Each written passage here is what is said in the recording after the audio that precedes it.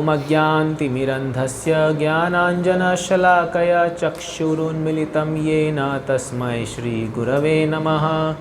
श्रीचैतन्यमनोभीष्टं स्थापितं येन भूतले स्वयं रूप कदा मह्यं ददाति स्वपदान्तिकं। वन्देऽहं श्रीगुरो श्रीयुतपदकमलं श्रीगुरोन् वैष्णवांश्च श्रीरूपं साग्रजातं सहगण रघुनाथान्वितं तं सजीवं साद्वैतं सावधूतं परिजनसहितं कृष्णचैतन्यदेवं श्रीराधाकृष्णपादान् सहगण ललिता श्रीविशाखान्वितांश्च। नमो विष्णुपादाय कृष्णप्रेष्ठाय भूतले श्रीमते भक्तिवेदांत स्वामिनिति नामिने। नमस्ते सारस्वते देवे गौरवाणी प्रचारिणे निर्विशेष शून्यवादी पाश्चात्यदेशतारिणे। नमो महावदन्याय कृष्ण प्रेम प्रदायते कृष्णाय कृष्ण चैतन्य नामने गौरतुषे नमः। हे कृष्णा करुणा सिंधु दीनबंधु जगतपते गोपेशा गोपिका कांता राधा कांता नमोस्तुते। तप्त कांचन गौरांगी राधे वृंदावनेश्वरी वृषभानुसुते देवी प्रणमामि हरिप्रिये। वाञ्छाकल्पतरुभ्यश्च कृपा सिन्धुभ्य एव च पतितानां पावनेभ्यो वैष्णवेभ्यो नमो नमः। जय श्री कृष्ण चैतन्य प्रभु नित्यानंद श्री अद्वैत गदाधर श्रीवासादि गौरभक्तवृंदा। हरे कृष्णा कृष्णा कृष्णा हरे हरे हरे राम राम राम हरे हरे। हरे कृष्णा। तो आप सभी का स्वागत है हमारे संडे क्लास में। आज थोड़ा सा टॉपिक सेल्फ रिफ्लेक्शन पर है, मतलब हम अपने अंदर थोड़ा सा झांक कर देखेंगे। एक्चुअली क्योंकि हम सब यात्रा जा रहे हैं, यहाँ शायद काफ़ी लोग हैं जो पुरी और मायापुर यात्रा में आ रहे हैं, तो इसीलिए मैंने सोचा कि ये मूड डेवलप करना ज़रूरी है कि हमें कैसे किसी हम धाम में जब जा रहे हैं तो कैसे प्रवेश करें, और उसके पहले एक इंटरनल प्रिपरेशन ये भी ज़रूरी है। तो इसीलिए परसों इस टेंपल में भागवतम क्लास के दौरान मैंने ये टॉपिक लिया था और इसका काफ़ी अच्छा रिव्यू आया, तो इसलिए मैं सोचा कि ये सबके साथ शेयर करना चाहिए टॉपिक। इसलिए मैं सोचा आज ये क्लास में यही टॉपिक लिया जाए। तो इसका नाम है, ऑफ कोर्स मैंने दिया diving deep inside our self, और इसका दूसरा नाम मैंने दिया था इस टॉपिक का ओवरकमिंग डेमोनियक क्वालिटीज़। मतलब हमारे अंदर जो आसुरिक गुण हैं उसको कैसे दूर किया जाए। अभी आप कहोगे प्रभु जी हमारे अंदर कोई आसुरिक गुण नहीं है। Thank you. हरे कृष्ण। हरे कृष्ण। तो आप इसको अपराध मत लेना कि आप हमें असुर बोल रहे हो मैं आपको नहीं बोल रहा हूँ, ये टॉपिक हम सबके लिए है, खास करके मेरे लिए है। तो हम सब के अंदर दो प्रकार के प्राणी जीते हैं, एक दैविक एक आसुरिक। तो हम सब खुद ही जब अपने आप को इंट्रोस्पेक्शन करेंगे और देखेंगे तो आपको समझ में आएगा कि कभी कभी हम बहुत दिव्य गुण उत्पन्न करते हैं लोगों से व्यवहार में, अपने विचारधाराओं में, और कभी कभी बहुत ही आसुरिक गुण बाहर आते हैं, क्रोध के रूप में, काम के रूप में, लोभ के रूप में। तो ये सबके अंदर है, और ये मैं नहीं कह रहा हूँ, भगवान गीता में भी कहते हैं कि दो प्रकार के जीव लोग रहते हैं संसार में, आसुरिक और दैविक। तो दैविक गुण तो हम क्योंकि भक्ति कर रहे हैं, आप सब लोग हरि नाम जप कर रहे हैं, गीता भागवतम पढ़ रहे हैं, तो ऑटोमेटिक वो डेवलप होगा ही होगा। लेकिन कभी कभी इन आसुरिक गुणों पर ध्यान नहीं दिया जाता कि इनको कैसे ख़त्म किया जाए और इन पर कैसे विजय प्राप्त किया जाए। और अगर इनको टाइमली अटेंशन नहीं दिया गया तो कभी कभी ये एक ऐसा बीमारी बन जाती है, जैसे आप कई सारी बीमारी जानते हैं, कैंसर इत्यादि, जो अगर समय पे नहीं पकड़ा गया तो वो आगे जा कर के बहुत खतरनाक और जानलेवा बन जाती है। उसी प्रकार एक साधका के लिए, जो लोग भक्ति मार्ग में आगे बढ़ रहे हैं, अगर इन चीज़ों पर ध्यान नहीं दिया गया तो ये हमारे भक्ति के लिए हानिकारक हो सकती है और शायद ये हमें भक्ति से दूर भी ले जा सकती है।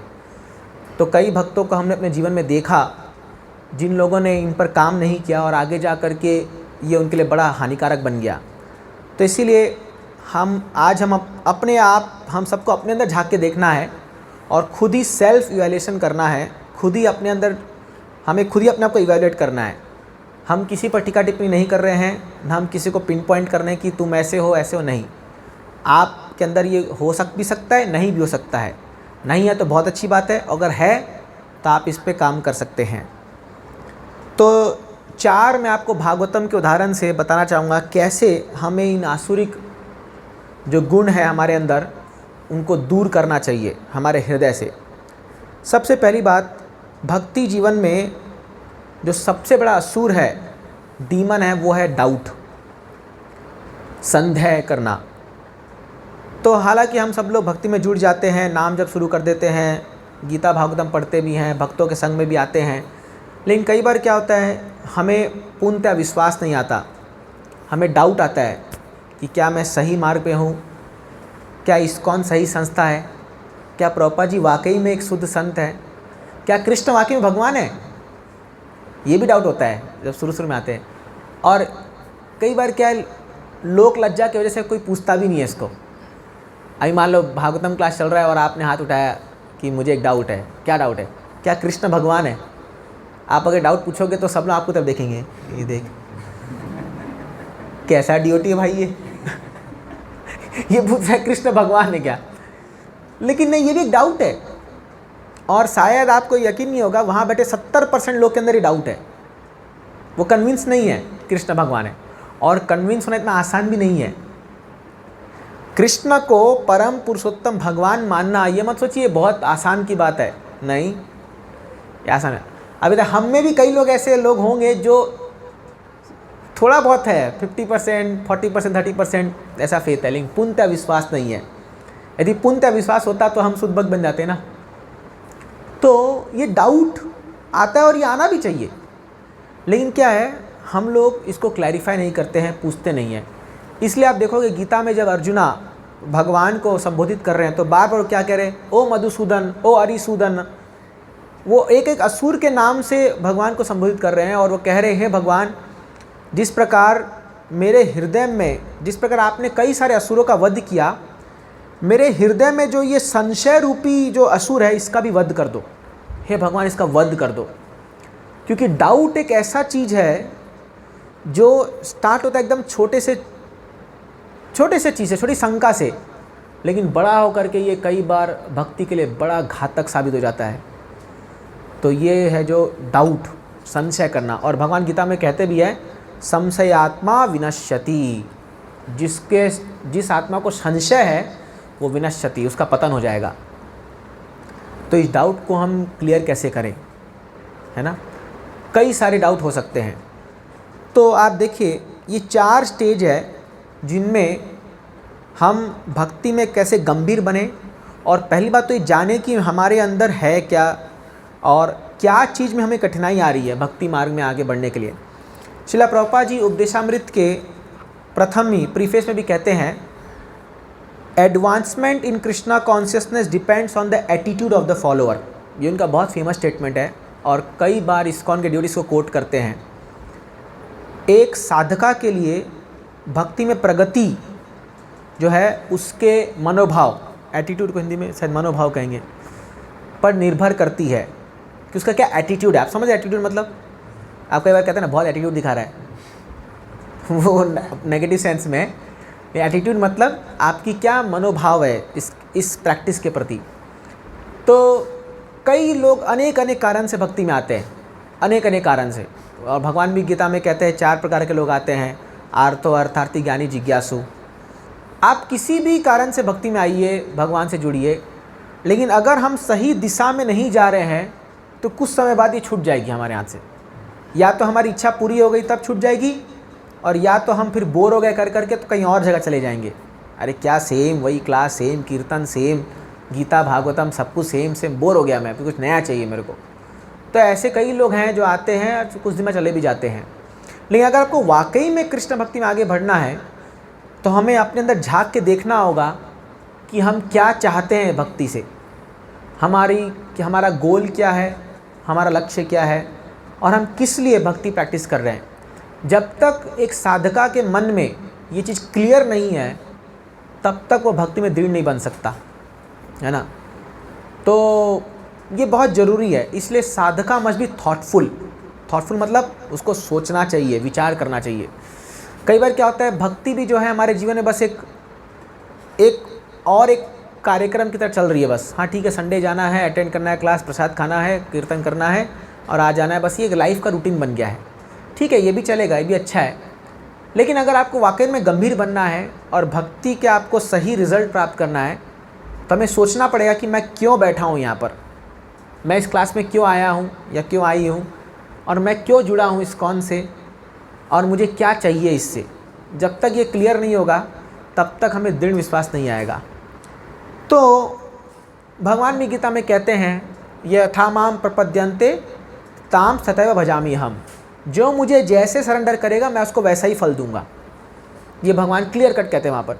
भगवान किसी के प्रति पार्शियल नहीं है, और भगवान जो भक्त उनको जैसे अप्रोच करता है भगवान उसको वैसे ही रिजल्ट देते हैं। तो देखिए, अभी इंट्रोस्पेक्शन कैसे करना चाहिए अपने हृदय में। मैं आपको एक उदाहरण देता हूँ अजामिल का। मैं उस दिन भागवतम क्लास में बता रहा था, ये अजामिल को आप स्टोरी सब जानते ही हैं लगभग। ये एक ब्राह्मण था और ये एक बार जंगल में फूल लेने गया भगवान के उपासना के लिए, लेकिन वहाँ इसने कुछ गलत सीन देख लिया, एक सुदरानी को देख लिया। इसके मन में काम वासना जागृत हो गई, विकार आ गया इसके मन में, और ये घर आकर के अपनी पत्नी को, अपने माता पिता को निकाल दिया, और इसके मन में वैश्यागमन करने का बहुत इच्छा हो गया। तो इस वैश्या को उठा के ले आया। अभी बहुत धन की आवश्यकता थी तो इसने चोरी करना शुरू किया, डकैती करना शुरू किया, मर्डर करना शुरू किया, बहुत पाप किया, बहुत पाप किया। जितना ये ब्राह्मणिकल काम कर रहा था पूरा 180 डिग्री उल्टा हो गया, ये पूरा सारे गलत काम करने लगा। और फिर आपको पता है इसके जो सबसे छोटा बेटा हुआ उसका नाम नारायण रख दिया। किसी कोई ऋषिगण आए थे, उन्हें नारायण नाम रख दिया। फिर ये जब मृत्यु के समय आया तो मृत्यु के समय में इसने नारायण का नाम पुकारा और 4 विष्णुदूत आ गए इसको बचाने के लिए यमदूत से। अभी कई लोग क्या सोचते हैं कि क्योंकि इसने नारायण बोल दिया इसलिए ये भगवतधाम चला गया, लेकिन नहीं, भागवतम में ये नहीं लिखा हुआ। इसने नारायण कहा तो ये यमलोक जाने से बच गया, इसके सारे पाप खत्म हो गए। लेकिन उसके बाद इसको वापस जीवन मिला और ये 20 साल तक हरिद्वार में जाकर के तपस्या किया। तपस्या इन द सेंस इंटेंस भजन किया इसने।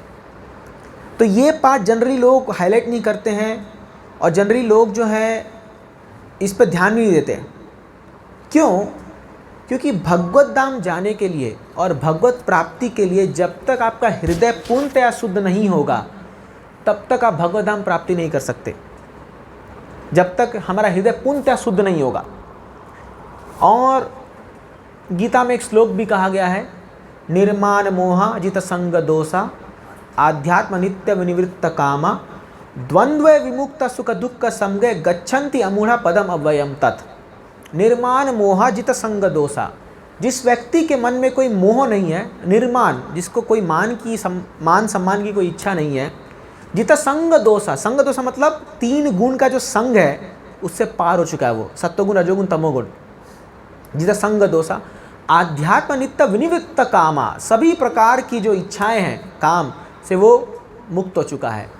गच्छन्ति अमूढ़ा, अमूढ़ा मतलब जो फुलिश नहीं है, मतलब विद्वान व्यक्ति या ज्ञानवान व्यक्ति, ऐसा व्यक्ति मेरे धाम को प्राप्त कर सकता है। ये तो एक जगह भगवान ने कहा, ऐसा भगवान अनेक जगह में कई गुणों का वर्णन करते हैं। आप देखोगे अमानित्वम अधम वित्वम शांति आर्जवम, कितने सारे गुणों का वर्णन करते हैं। तो क्या कोई व्यक्ति अगर इन गुणों को अपने अंदर लाने का प्रयास नहीं कर रहा और वो केवल भगवान का नाम ले लेगा तो क्या भगवान चला जाएगा वो? नहीं। There can be special cases, no doubt, इसमें कोई स्पेशल केस हो सकता है जहाँ पर भगवान की अहेतु की कृपा से, गुरु कृपा से उसको धाम मिल जाए। लेकिन जब तक हमारा हृदय पूर्णतया शुद्ध नहीं होता हमें भगवत प्राप्ति नहीं हो सकती है। तो इसलिए जो लोग भगवान को प्राप्त करने के इच्छुक हैं उन लोगों को मेहनत करना पड़ेगा, इसके लिए मेहनत करना पड़ेगा। और वही चीज़ अजामिला ने किया। तो अजामिला के साथ क्या हुआ, जब उसने दृश्य देखा कि अरे मैं तो अभी यमदूत के हाथ जा रहा था लेकिन विष्णुदूत जाके बचाए, उसने एकाएक सारा ये जो गलत काम छोड़ करके हरिद्वार चला गया और वहाँ बैठ करके 20 साल तक इंटेंस भजन किया। इंटेंस मतलब समझ रहे हो, मतलब एक माइंड होकर के फोकस पूरा भजन किया। जैसे लोग इंटेंस स्टडी करते हैं ना IIT और मेडिकल पाने के लिए इंटेंस स्टडी करते हैं, वैसा उसने भजन किया। और उस भजन के कारण उसका हृदय शुद्ध हो गया। और जब हृदय शुद्ध हुआ तब विमान आया और वो विमान में गया, भगवत धाम गया वो। तो इसीलिए भक्ति हम जब कर रहे हैं तो हमें साथ साथ कितना हमारा हृदय शुद्ध हो रहा है इस पर भी ध्यान देना होगा। और ये तभी होगा जब हमारी भजन स्ट्रांग होगा, हमारा जब भजन, हमारी साधना स्ट्रांग होगी। अगर उसमें कहीं कमी है और उसमें हम ढीले डाले हैं तो हम भले ही ईयर वाइज साल में बड़े बन जाएंगे भक्ति में, लेकिन हृदय से बड़े नहीं बनेंगे। जैसे क्या है, कई बार हम भक्ति में बोलते हैं प्रभु जी मैं 10 साल से भक्त हूँ। कई लोग तो इवन मंदिर में भी आते हैं तो बोलते हैं प्रभु जी आपको पता है मैं कितने साल से मंदिर आ रहा हूँ, मैं 20 साल से मंदिर आ रहा हूँ। प्रभु जी कितना माला करते हो, 2 माला करता हूँ। तो कई लोग को इसका भी अभिमान होता है कि मैं इतने साल से मंदिर आ रहा हूँ। या कई लोग प्रभु जी मेरा दीक्षा 20 साल पहले हुआ था, पता है आपको मैं 2000 से दीक्षित भक्त हूँ, ऐसा बोलते हैं और उनको बड़ा अभिमान होता है इस बात पर। हाँ, और कोई नया भक्त आता है तो उसको बताते हैं, खैर आपके सर्कल में अभी ये नहीं होगा, लेकिन जब आप 10 साल 15 साल बड़े हो जाएंगे भक्ति में तब शायद, तो उस समय भक्ति उन्मूलित अनर्थता भी होते हैं। क्या आप भक्ति करो तो भी अनर्थ आते हैं। क्या अनर्थ आएंगे, मैं तो सब जानता हूँ।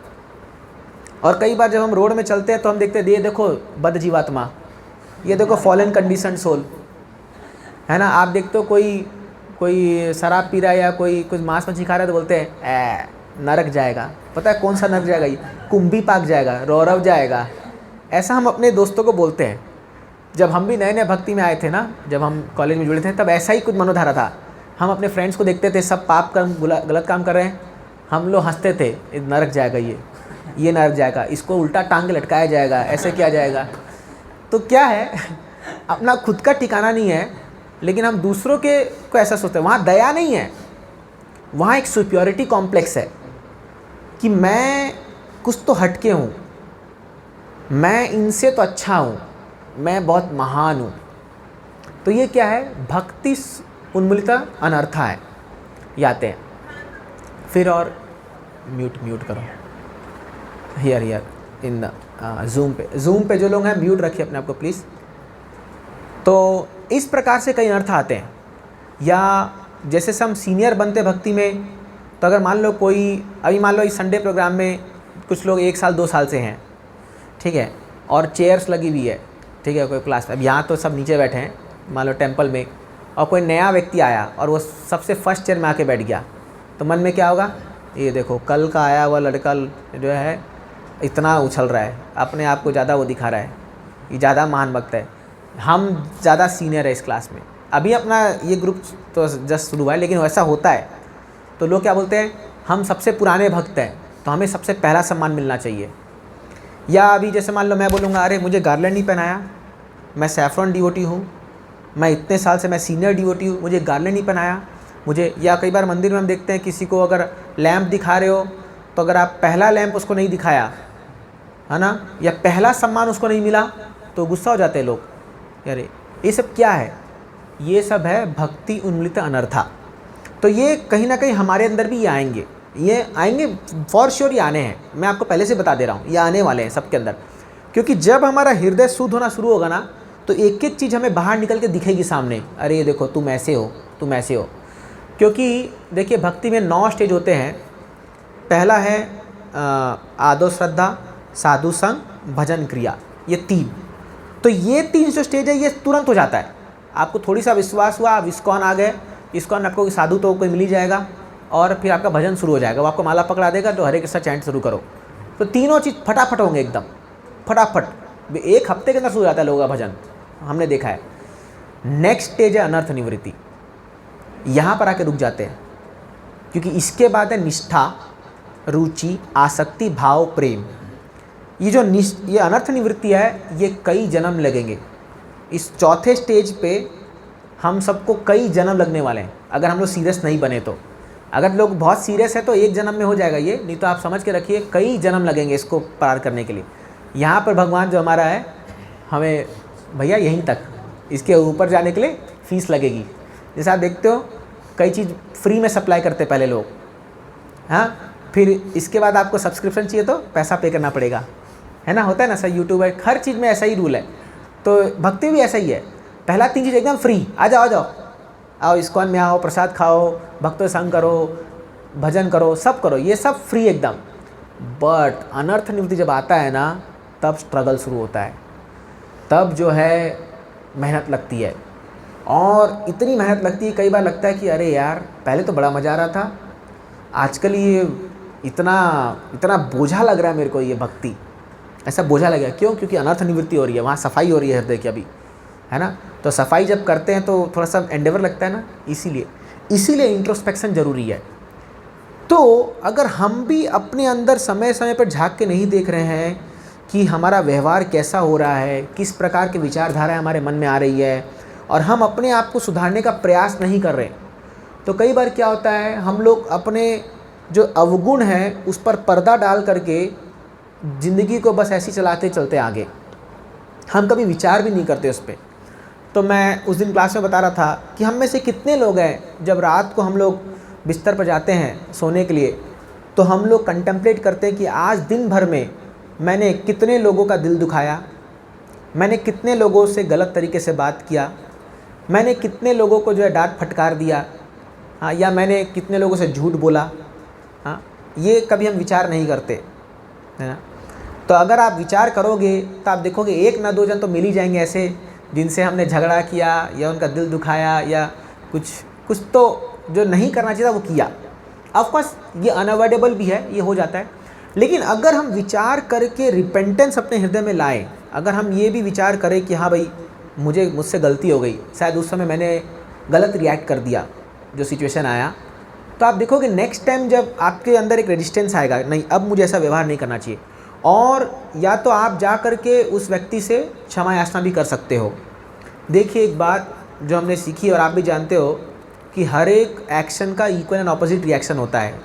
तो यदि हम किसी का दिल दुखा रहे हैं, हम किसी को तकलीफ़ दे रहे हैं, तो आप पर भी आने वाला है वो चीज़, ये इक्वल एंड ऑपोजिट आएगा ही आएगा, 100% ये आना है। क्योंकि परमात्मा हृदय में बैठे हुए हैं।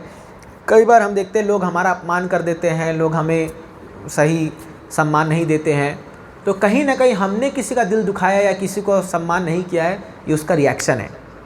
और ये कुछ हद तक हम लोग इसको सुधार सकते हैं अगर हम इंट्रोस्पेक्शन करें, अपने अंदर झांक करके देखें कि हमने क्या गलत किया, या इवन हमारे भक्ति के स्तर में भी, आज मैंने जप माला कैसा किया,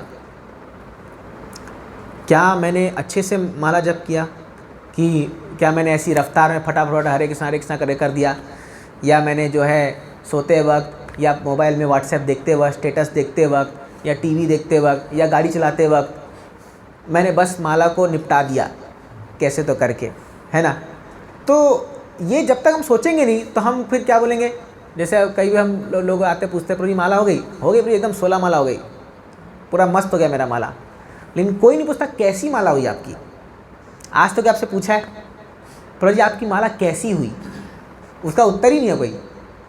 और वो क्या बोलेगा, प्रभु जी अच्छा हो गया ना, बस बहुत बड़ी बात है, अब कैसी हुई ये इतना मत पूछो, है ना। तो क्या होता है, you just to mute upon entry, उसको सेटिंग कर दो। तो क्या होता है, हम लोग अपने भक्ति में जो हम साधना कर रहे हैं उसमें हम कितना प्रगति कर रहे हैं इसका कोई मापदंड नहीं है, और ना हम लोग कभी इसको जानने का प्रयास करते हैं। लेकिन हम डिज़ायर क्या करते हैं कि हमारे अंदर भक्ति आ जाए गोपी भाव जैसा, हमारे अंदर जो है प्रहलाद महाराज जैसा, है ना। जब कथा सुनते ही मन में आता है ना, काश में ऐसा भक्त होता, ध्रुव महाराज को भगवान ने दर्शन दिया, काश कब वो मेरा भी दिन आएगा, या नरसिंह मेहता, मीराबाई, तुकाराम, ऐसे जब लोगों के बारे में सुनते हैं तो मन बड़ा होता है काश ऐसी भक्ति आ जाए। लेकिन जब उनकी आप साधना के बारे में सुनते हो तब ये मन में आता है कि मैं ऐसी साधना करूं, तो हमें रिजल्ट अच्छा लगता है वाला, लेकिन उसका जो प्रैक्टिस है उसमें कहीं ना कहीं हम लोग मार खा जाते हैं। तो इसलिए इंट्रोस्पेक्शन बहुत ज़रूरी है, अपने अंदर झांक के देखना और धीरे धीरे चीज़ों को सुधारना। अगर ये नहीं किया जाएगा तो 10-20 साल हो जाएंगे, फिर वो आदत बन जाएगी। मैंने कई लोगों को देखा है, जो लोग जपा में सोते हैं, नींद आती है जिनको जपा में, उन लोगों ने अपने फॉर्मेटिव ईयर्स में काम नहीं किया, मतलब जो इनिशियल ईयर्स में, और वो 20 साल बाद भी जपा में सो रहे हैं। आज भी वो सो रहे हैं जपा में, बैठते ही नींद आती है, बैठते ही। क्योंकि क्या है, माइंड उस फ्रेम में बंध गया है कि मैंने माला पकड़ी ना, नींद आना है, मैंने माला पकड़ी अभी तो मुझे नींद आना है।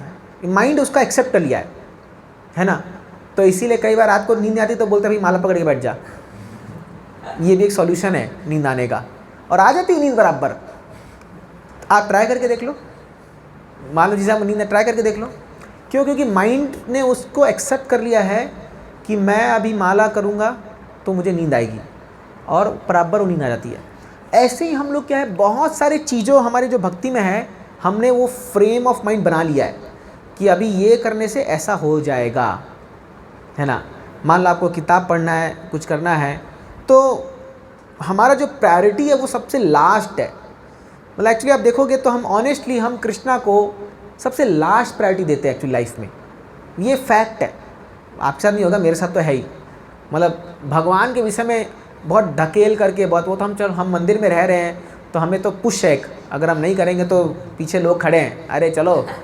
जैसे अब मंगल आरती अगर हमें नहीं उठना है तो बाय डिफ़ॉल्ट हमारे आसपास के लोग उठा देंगे, 3 बार उसमें उठाएंगे। जब वो उठते तब उठाएंगे, जब वो नहा के आएंगे तब उठाएंगे, प्रभु जी क्या हो गया आज, तो ज़्यादा ही अगर नहीं करा तो बोले पूरी तबीयत ख़राब है और सो जाते हैं। लेकिन बाय डिफ़ॉल्ट कि हमारा एसोसिएशन वैसा है। तो अगर मैं सोचता हूँ अगर मैं आज मंदिर में नहीं होता तो अगर मैं बाहर होता तो मेरी स्थिति क्या होती, है ना। तो एक्चुअली हम लोग को ये गंभीरता से सोचना होगा कि हम भक्ति में जो प्रगति करने का प्रयास कर रहे हैं, हम प्रायोरिटी किस चीज़ को दे रहे हैं। नो डाउट यहाँ पर जो लोग बैठे हैं सबके लिए अपना अपना घर गृहस्थी सा काम धंधा सब कुछ है, लेकिन फिर भी हम किसको प्रायोरिटी दे रहे हैं, और उस बेसिस पर हम डिपेंड कर सकते हैं कि हमें कृष्णा क्या हमारे बारे में सोचते होंगे। अब आप कृष्णा का स्टैंड लेके देखिए, ठीक है। अभी यहाँ तक हम लोग भक्त का स्टैंड लेके बैठे हुए हैं, हम क्या एक्सपेक्ट कर रहे हैं, कृष्णा मेरे पर बड़े दयालु हों, कृपालु हों, भगवान के अहेतु की कृपा मेरा बनी रहे, उनका प्रेम मुझे मिले, हाँ ये सोचते हैं। अब आप थोड़ा सा जगह चेंज कीजिए। मान लीजिए आप कृष्णा के सामने बैठे हुए हो और आपका एक ड्यूटी को देख रहे हो, जो मंगल आरती उठता नहीं है, हाँ, जो जपा में सोता रहता है, जो हमेशा प्लानिंग कर रहा है और कैसे मैं सेंस ग्रेटिफिकेशन के लिए प्लान कर रहा है, खाली सोच रहा है, जो सबसे लास्ट प्रायोरिटी दे रहा है आपको। कृष्णा मतलब सबसे लास्ट, जो अपने पहले कामों को कर रहा है। आप उस भक्त को क्या दोगे? मान लीजिए आपका एक कोई वर्कर है, कोई सर्वेंट होगा, उस सर्वेंट जो है आपका जो दिया वो ऑर्डर है उसको सबसे लास्ट में फुलफिल करता है वो, तो आप क्या उसको रखोगे अपने पास? आप क्या उसको सैलरी बोनस दोगे? आप दोगे क्या, बताइए। तो हम कहीं भगवान की दृष्टि से नहीं सोचते कि वो भी तो एक इंसान है, इंसान मतलब एक पर्सनालिटी है, तो भगवान की भी कुछ इच्छाएं हैं हमसे। भगवान भी चाहते हैं कि ये लोग मेरा नाम अच्छे से लें, ये लोग मेरे पास आए सुबह, मेरे पास मेरी भजन करें, मेरी साधना करें, तब मैं इनको रिवॉर्ड करूँगा। लेकिन हम खाली वन वे चाहते हैं कि मैं जो भी कर दिया भगवान एक्सेप्ट कर लो, बस आप बस कृपा कर दो, बस हो गया। बट ऐसा नहीं होता है। भक्ति मीन्स आदान प्रदान, दोनों आदान प्रदान करना चाहिए। और जब हम भगवान के लिए तत्पर होते हैं तो भगवान हमसे कहीं ज़्यादा तत्पर हो जाते हैं फिर, है ना। तो इसलिए प्रभुपाद जी कहते थे, if you take 1 step towards God, he will take 10 steps towards you. आप 1 कदम बढ़ाते हो, भगवान आपके लिए 10 कदम बढ़ाएंगे आगे। आप करके देखो ये चीज़।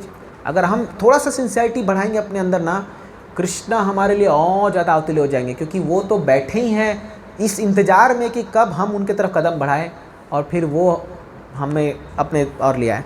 तो ये है इंट्रोस्पेक्शन खुद से। लेकिन कभी कभी क्या होता है, खुद से भक्ति में आगे बढ़ना मुसीबत हो जाता है, हमसे हो नहीं पाता है। तब हमें दूसरे व्यक्ति का सहारा लेना चाहिए।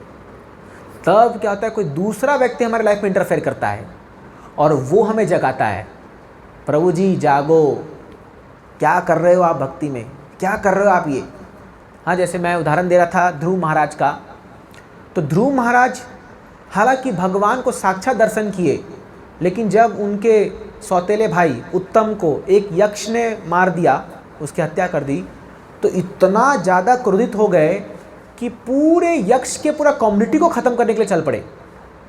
भगवान का दर्शन करने के बाद, शुद्ध भक्ति प्राप्त करने के बाद इतना क्रोध उन्होंने दिखाया कि युद्ध खत्म ही नहीं कर रहे, लाखों लाखों करोड़ों यक्षों को मारे जा रहे, बहुत शक्तिशाली हैं, मारे जा रहे हैं।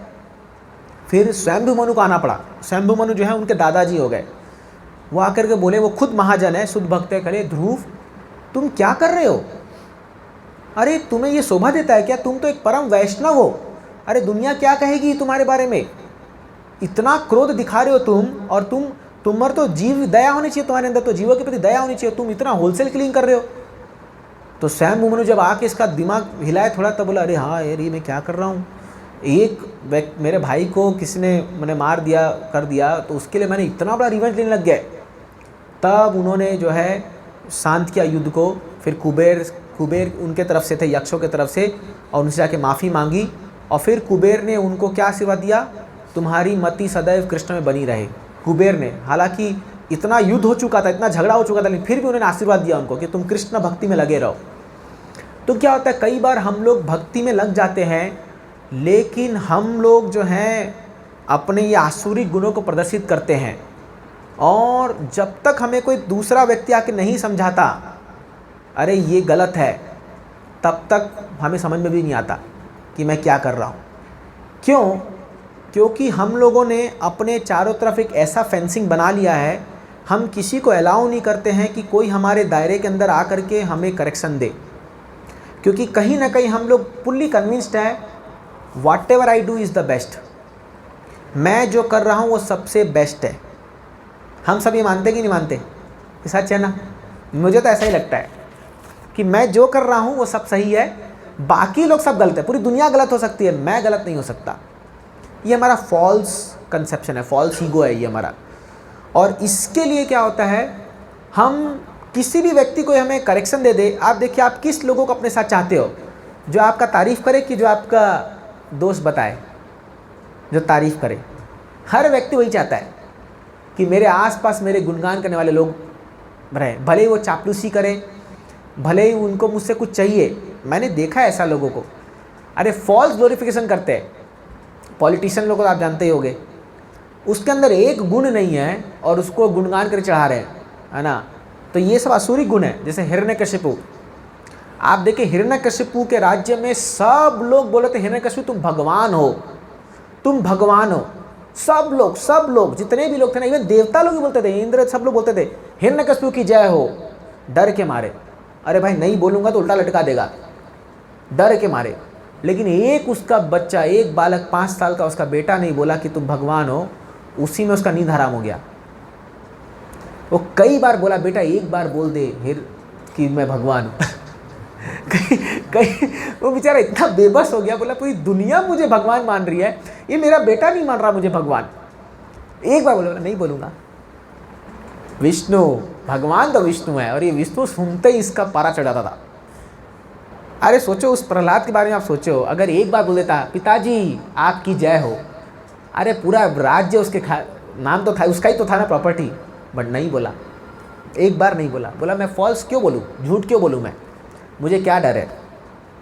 तो क्या होता है, इसलिए हमारे आसपास जो लोग रहते हैं वो कई बार हमसे कुछ चाहिए, या वो जानते हैं कि भाई इसको कुछ गलत बोल देंगे तो भड़केगा भी, कुछ तो गुस्सा करेगा, तो कभी भी हमें वो करेक्शन नहीं देते। और करेक्शन देते हैं तो हम उसको स्वीकार नहीं कर सकते, है ना, हम मानेंगे नहीं उस बात को। तो बताइए हमें इम्प्रूव कौन करेगा? इसीलिए शायद एक मुहावरे में कहते हैं, निंदक को सामने रखिए। आपके जो निंदक है उनको अपने समीप रखिए। बहुत डिफ़िकल्ट है, लेकिन अगर आप ऐसा करेंगे तो आप देखोगे जो जेन्युइन निंदक है, ये नहीं जो आपसे ईर्ष्या करते हो, लेकिन जो आपके वेलविशर्स हैं उनको अपने पास रखिए। आपको बताएंगे कि प्रभु जी आपके अंदर क्या गड़बड़ी है, क्या गलत कर रहे हो आप। और अब यकीन मानिए, शुरू में बड़ा तकलीफ़ होगा, लेकिन जब आप वो क्वालिटीज़ को डेवलप करना शुरू करोगे, आप उसको बड़ा धन्यवाद दोगे, थैंक यू, आज तुम्हारे वजह से मैं बच गया। कई ऐसी सारी चीज़ें हैं जिनके कारण हम खुद परेशान हैं, हम बहुत परेशान हैं अपने आप से, लेकिन हमें कोई पिन पॉइंट करता है तो बड़ा दुख होता है, क्योंकि फॉल्स ईगो छोड़ता नहीं है, अरे अहंकार पूरा निचोड़ देता है हम लोग अंदर से। लेकिन ऐसे लोगों को अगर हम सामने रखेंगे ना, आप देखोगे बड़ा, एटलीस्ट हमारे लाइफ में एक व्यक्ति तो होना चाहिए, एक व्यक्ति एटलीस्ट, कि जो हमारे मुंह पर भी कह दे कि तुम ऐसे हो, हम स्वीकार कर लें। आइडियली गुरु ऐसे व्यक्ति होना चाहिए, आइडियली गुरु अगर हमें कभी करेक्शन दे तो हमें स्वीकार करना चाहिए आइडियली। बट ऑफ कोर्स आज के युग में गुरु के साथ कोई रहता नहीं है, ऐसा सिस्टम नहीं है। तो बट जो भी आपके कोई फ्रेंड हो या हस्बैंड वाइफ हो, कोई भी हो, कोई भी एक व्यक्ति ऐसा हो जो आपको कह सके आपकी गलतियां को और आप बुरा नहीं मानोगे, आप उस पर वर्क करने का प्रयास करोगे, आप बड़े भाग्यशाली हो अगर ऐसा कोई व्यक्ति है तो लाइफ में। बट अनफॉर्चुनेटली बहुत लोगों के जीवन में ऐसे लोग हैं ही नहीं, वो अपने मन से ही चल रहे हैं, उनको जो अच्छा लगा वो सही है, जो गलत लगा वो गलत है, यही है। तो इसलिए दूसरे व्यक्ति का इंटरवेंशन जरूरी है लाइफ में। पहला है सेल्फ इंट्रोस्पेक्शन, खुद देखना, दूसरा है दूसरे व्यक्ति का इन्वॉल्व होना। अभी तीसरा सुनिए, तीसरा है जब हम नहीं सुधर रहे, हम अपना जोश में चले जा रहे हैं, तब भगवान इंटरफेयर करेंगे। कैसे करेंगे? खासकर भक्तों के जीवन में करते हैं, पनिशमेंट के रूप में, है ना। तो जैसे इसमें एक उदाहरण आता है भागवतम में, नल कुबेर और मणिग्रीव, ये दोनों कुबेर के दो पुत्र थे, बहुत धनवान। कुबेर तो धनाढ़ है, पूरे खजांची है इनके देवताओं के, बहुत धन था। धन के मद में आकर के वो ऊपर अप्सराओं के साथ नृत्य करना, नाचना, घूमना, खाना फिरना, ऐश करना, सब यही कर रहे हैं। तो एक बार ये लोग शायद नंदन का ने या कोई ऊपर देवताओं के लोक में जो है नग्न अवस्था में क्रीड़ा कर रहे हैं, वहाँ से नारद मुनि पास कर रहे थे। तो नारद मुनि को देख करके ये लोग इतने मद में थे और इतने ज़्यादा नशे में थे कि ये लोग कुछ शर्म लाज नहीं आया। नारद मुनि जा रहे हैं वहाँ से, एक ऋषि जा रहे हैं, वो उनको कुछ शर्म नहीं आया और ये लोग पूरा मदोस्त होकर कैसे पड़े हुए हैं। नारद मुनि को देख करके दया आ गई इन पर कि देखो देवता के पुत्र हो करके इनको थोड़ी भी सभ्यता नहीं है। इनको श्राप दे दिया। क्या श्राप दिया? तुम लोग नग्न अवस्था में इधर घूम रहे हो, तुम लोग पेड़ बन जाओ, तुम लोग पेड़ बन जाओ। तो अभी पेड़ आप समझ रहे हैं, पेड़ देखो दिन भर धूप हो, गर्मी हो, बारिश हो, खड़ा रहता है, कोई कपड़ा नहीं उसके ऊपर, है ना। धूप में भी सहना पड़ेगा, बारिश सहनी पड़ेगी, सब सहनी पड़ेगी। लेकिन ये श्राप खाली पेड़ का नहीं था, इनका शरीर पेड़ का था और चेतना देवताओं की थी। समझ रहे हो? देवता मतलब एक इंसान, मनुष्य की चेतना। मतलब जैसे मान लीजिए अभी आपके सामने आपका फेवरेट आइटम आके रखा हुआ है, रसगुल्ला, रसमलाई या कुछ भी है, खाने के लिए इच्छा हो रहा है, मुंह में पानी आ रहा है, बट खा नहीं सकते, हाथ पांव बंधे हुए हैं। ऐसे उनको बना दिया था। ऐसा पेड़ कई हजार साल तक बने रहे थे वो लोग, ऐसा पेड़ बन गए थे वो लोग। तो मतलब सेंसेस फील हो रहा है, सब कुछ देख रहे हैं, सुन रहे हैं, बट कांट एक्ट, कुछ कर नहीं सकते, कुछ कर नहीं सकते। ऐसा पेड़ बनाया। लेकिन क्योंकि नारद मुनि का श्राप था, इसलिए ये लोग पेड़ बने जा कर के नंद महाराज के घर में। और कृष्णा फिर जब आते हैं तो इनको वो ओखले बंधन से जो है इनको उद्धार करते हैं भगवान। तो क्या होता है, कई बार जब लोग मदान होकर के अपने दुर्गुणों को दूर करने का प्रयास नहीं करते, तब कोई एक ऐसा स्ट्रॉन्ग पनिशमेंट आता है उनके जीवन में, कोई ऐसा झटका लगता है उसको, अरे भाई ये क्या हो गया, तब उसके अक्ल ठिकाने आती है। जैसे मैं बता रहा हूँ, मेरा लाइव देखा हुआ केस है। मेरे घर के बगल में एक पड़ोसी थे जो बहुत हैवीली ड्रिंक करते थे। वो रात को, मैं याद है, 11-12 बजे आकर के अपने कार का चारों दरवाज़ा खोल करके लाउड म्यूज़िक लगा करके पड़े रहते थे। हमारे घर में भी आवाज़ आता था बहुत ज़्यादा। नेबर जो थे, कई साल पहले की बात बता रहा हूँ, कई साल पहले की बात, दिन भर रात को उनकी पत्नी आती थी, उनको कितना मनाई, झगड़ा लड़ाई ये सब बहुत देखा हमने सब। तो उनको कोई फ़र्क नहीं पड़ा, पूरा फुल एकदम नशे में धुत हो रहे करते थे। एक बार क्या हुआ, वो एक स्कूटर में अपने बेटे को लेके जा रहे थे, अपने बेटे को, और वो ड्रंक थे पूरा। तो उनका जो बेटा था ना, वो छोटा था, वो ना समा उधर पता नहीं कैसा हुआ, वो स्कूटर से नीचे से झुक गया और उसका सिर जो है ना वो ज़मीन में घसटते हुए चला जा रहा है।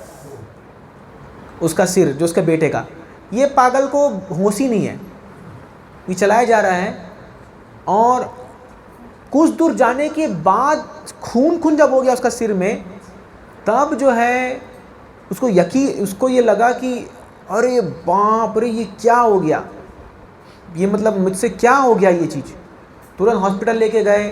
आज भी उसके सिर पे वो निशान है, आज भी उसका वो है। अब तो खैर बहुत बड़ा हो गया, लेकिन इसको ऐसा झटका लगा उस दिन कि मतलब मेरे बेवकूफ़ी और मेरे उसके जैसे क्या हुआ, वो दिन है और आज का दिन है, इन्होंने अब तक छुआ भी नहीं है, मतलब इंटॉक्सिकेशन कभी नहीं किया। मैं आज देखता हूँ, आज जब मैं जाता हूँ ना तो हरे कृष्णा बोल के मेरा स्वागत करते हैं।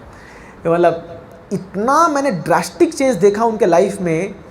अभी वो पूरा मतलब भक्ति भाव में डूबे हुए हैं, मतलब अपने तरीके से जो भी उनको लगता है, और बहुत पूरा ड्रास्टिक चेंज आ गया उनके लाइफ में।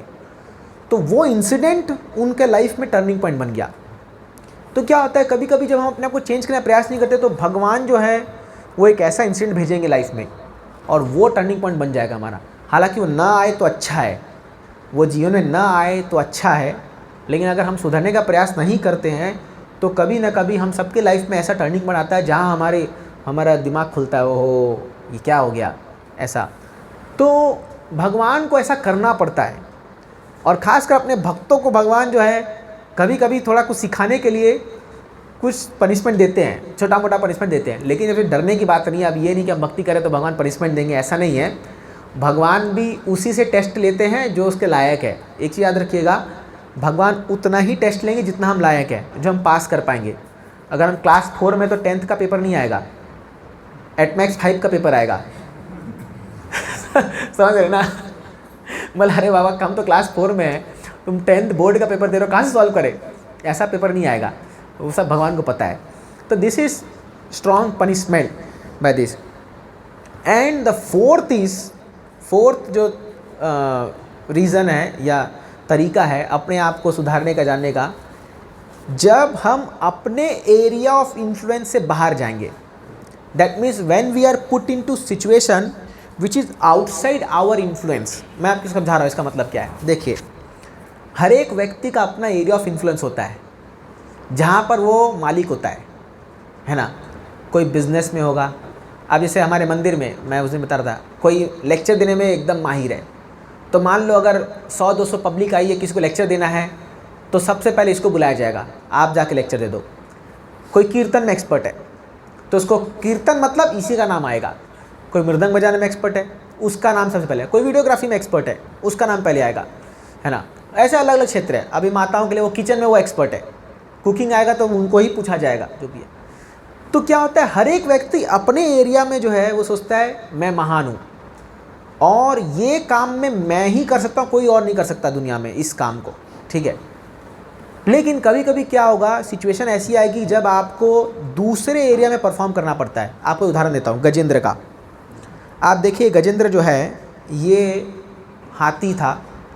ये कोई छोटा मोटा हाथी नहीं था, ये ऐसा हाथी था जब ये चलता था ना, धम धम धम धम पूरी धरती हिलती थी। ऐसा भागवतम में लिखा हुआ है 8वें स्कंद में, पूरी धरती हिलती थी, इतना भारी भरकम इसका शरीर था। शेर लोग इसको देख के दूर भागते थे। शेर जो जंगल के राजा होते हैं वो लोग इसको देख के दूर भागते थे। इसके इर्द गिर्द 10-20 और हाथी या सब लोग जो है चलते थे इसके साथ। इसके बॉडीगार्ड तो क्या बनेंगे, एसोसिएट्स चलते थे। और इसको इतना घमंड था कि मैं सब कुछ हूँ, ये जंगल मेरे अंडर है। लेकिन आप जानते हैं एक दिन क्या हुआ, ये चला गया पानी में, और पानी में तो हाथी का कोई स्ट्रेंथ नहीं होता। इसको कौन पकड़ा, मगरमच्छ पकड़ा। जब इसको मगरमच्छ पकड़ा इसका पाँव को, तो ये सोचा कि वह मगरमच्छ क्या, मैं तो तुरंत इसको हटा दूंगा, कर दूंगा। 10,000 साल तक युद्ध चला, वो भागवत में मेंशन है, 10,000 साल तक ये छुटा नहीं पाया। एट लास्ट जो है ये भगवान को एक फूल ऑफर करके प्रेयर करता है। द्रौपदी का उदाहरण देखिए आप। द्रौपदी जो थी उसने भी, जब भरी सभा में उसको लाया गया, भरी सभा में उसको बेइज्जती करने का प्रयास किया जा रहा था, तब उसने, सब लोग वहाँ बैठे थे, भीष्म पितामह, द्रोणाचार्य, पांडवा, सब लोग, सबकी तरफ देखा। सब लोग बोले भाई हम कुछ नहीं कर सकते, सब हार मान के बैठे थे। फिर उसने अपने खुद से हाथ से अपनी साड़ी को पकड़ा, वो भी कुछ काम नहीं आया। इवन बोलते उसने अपने दांतों में साड़ी को बांधने का प्रयास किया लास्ट में, वो भी जब काम में नहीं आया, तब बोले अब तो गया, अब तो सब कुछ मेरे प्रयास से पार हो चुका है, तब उसने हाथ ऊपर करके हे गोविंदा, हे गोपीजन वल्लभ ऐसे कर चिल्लाया, तब भगवान आए। और आपको पता है भगवान साड़ी की फैक्ट्री लगा दी पूरी वहाँ पर। बट बाद में द्रौपदी ने बोला भगवान को, अरे यार तुम भी गजब करते हो, थोड़ा टाइम और देर लगाते तो यहाँ तो सब कहानी ख़त्म था। तो बोले देखो तुम जो है, तुम अंत तक अपने बल पर प्रयास कर रही थी अपने आप को बचाने के लिए, और जब तुमने एंड में सब कुछ हार करके जब मुझ पर निर्भर हुई तब मैं आया, बिकॉज तुमको लास्ट तक फेथ था कि तुम कुछ कर सकते हो। इसीलिए जो लोग आत्मनिवेदन का जो है भक्ति का स्टेज होता है, श्रवणम कीर्तनम विष्णु स्मरणम पाद सेवनम अर्चनम वंदनम दास्यम साख्यम आत्मनिवेदनम। आत्मनिवेदनम में क्या होता है, एक व्यक्ति, एक भक्त पूर्णतः सरेंडर करता है भगवान को, कंप्लीट सरेंडर। बलि महाराज को उदाहरण आता है उसमें, बलि महाराज ने कंप्लीट सरेंडर कर दिया भगवान को, फुल सरेंडर। भगवान आई एम नथिंग, मैं कुछ भी नहीं हूँ, ये फुल सरेंडर है ना। तो ऑफकोर्स हम इतने जल्दी इतने स्तर पर नहीं पहुँचेंगे, लेकिन क्या है, हमें ये जानना चाहिए कि कुछ फील्ड में हम स्ट्रांग हैं और कुछ फील्ड में हम स्ट्रांग नहीं हैं। तो कभी कभी हम लोग को अपने फील्ड से बाहर जा कर के विनम्रता का भाव रखना चाहिए, है ना, विनम्रता का भाव रखना चाहिए।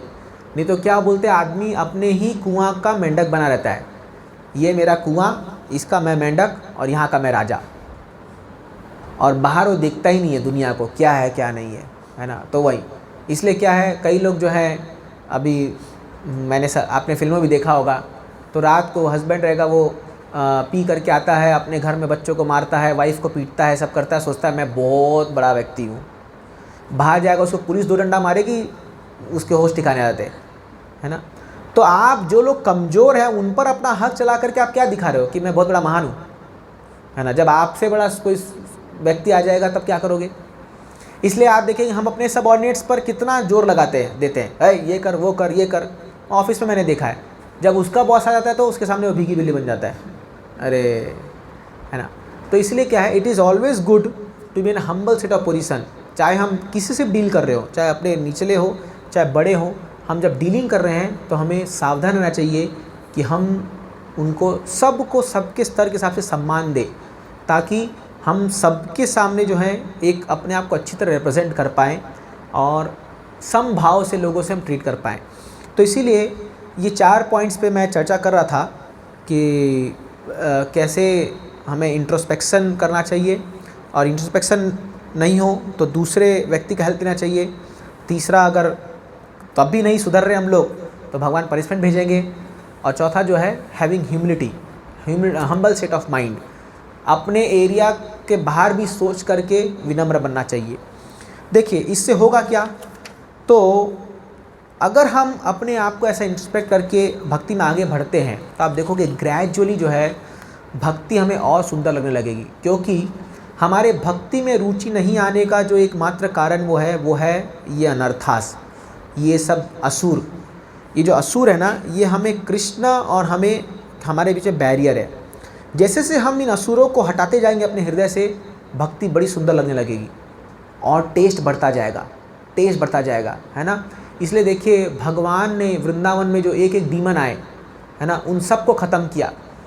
देवकी के गर्भ में जो 6 पुत्र पहले पैदा हुए, जो उनको कम से मारा, वो 6 जो लोग बच्चे थे उनको 6 अनर्था से तुलना की गई है। और फिर 7वां कौन आता है, बलराम जी। तो जब हमारे हृदय से 6 अनर्था चले जाएंगे तब बलराम मतलब गुरु आएंगे और फिर वो 8वां पुत्र कृष्णा को ला के रख देंगे वहाँ पर। जब तक ये अनर्था है तब तक कृष्ण की भक्ति थोड़ी कठिन जाएगी। तो ऑफकोर्स ये एक रात में नहीं होगा, ऐसा नहीं होगा, लेकिन हमें प्रयास करना है। इसके लिए धीरे धीरे प्रयास करना है, सिंसियर बनना है। और जितनी हमारी सिंसियरिटी उतना भगवान धीरे धीरे अनर्था को दूर कर देंगे। धीरे धीरे आप देखोगे अपने आप ये होगा, और तब भक्ति में आनंद आना शुरू होगा। उस आनंद आने का या भक्ति में एडवांसमेंट का सिम्टम क्या है, आपको हरि नाम में, हरि कथा में रुचि बढ़ने लग जाएगी। आपको भक्तों के संग में आनंद आने लगेगा। आपको भगवान के बारे में जानने का और मन करेगा। सेवा वृत्ति बढ़ जाएगी, सेवा करने की भावना बढ़ जाएगी, ये सब बढ़ने लगेगा। और फिर आप देखिए भक्ति इतनी सुंदर लगेगी कि आपको लगेगा इसके छोड़ के कुछ और है ही नहीं दुनिया में। हालांकि आप सब कुछ मेंटेन करोगे, लेकिन आप भक्ति आपके हृदय के बहुत निकट पहुंच जाएगी। तो ये अनर्था को हम धीरे धीरे जब दूर करेंगे तो हम लोग जो है इस चीज़ को एक्सपीरियंस कर पाएंगे। ठीक है, तो मैं ये क्लास अभी यहीं पर स्टॉप करूँगा। यदि किसी का कोई प्रश्न है या कुछ कमेंट है तो आप लोग अभी पूछ सकते हैं। कुछ टाइम हम क्वेश्चन आंसर के लिए भी रखेंगे।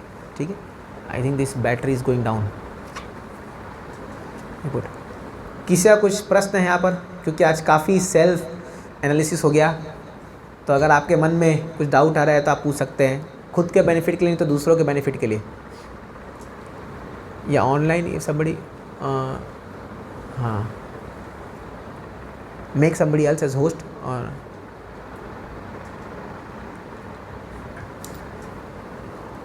ऑनलाइन किसी का कुछ प्रश्न है? सुन पा रहे हैं क्या मेरे को? ओके,